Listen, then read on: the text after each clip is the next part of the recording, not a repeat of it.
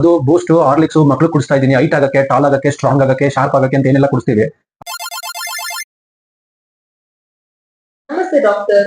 ನಮಸ್ತೆ. ನಮ್ಮ ಅಮ್ಮಂಗೆ ತುಂಬಾ ಸುಸ್ತು ಅಂತ ಹೇಳ್ತಾ ಇದ್ರು. ಸೊ ವುಮೆನ್ಸ್ ಹಾರ್ಲಿಕ್ಸ್ ಕೊಡ್ತಾ ಇದೀನಿ.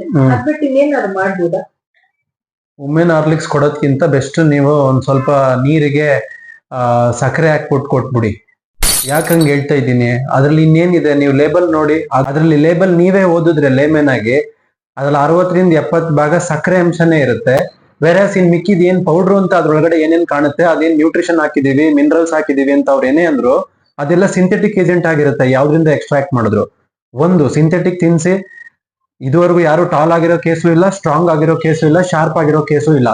ವೇರೇಸು ಆ ಏಜ್ಡ್ ವುಮೆನ್ಗೆ ನೀವು ವುಮೆನ್ ಹಾರ್ಲಿಕ್ಸ್ ಅನ್ನೋ ತರ ಕೊಡ್ತಾ ಹೋದ್ರೆ ಅದ್ರಲ್ಲಿರೋ ಸಕ್ಕರೆ ಅಂಶದಿಂದನೇ ಡಯಾಬಿಟಿಸ್ ಬಂದ್ಬಿಡುತ್ತೆ. ವೇರೇಸ್ ಕಾಂಪ್ಲಿಮೆಂಟರಿ ಆಗಿ ಫಾರಿನ್ ಕಂಟ್ರೀಸ್ ಅಲ್ಲಿ ಫಾರಿನ್ ಬ್ರ್ಯಾಂಡ್ ಇಂಡಿಯಾದಲ್ಲಿ ಹೆಸರು ಮಾಡ್ಕೊಂತಿದೆ ಇಲ್ಲಿ ನಾವು.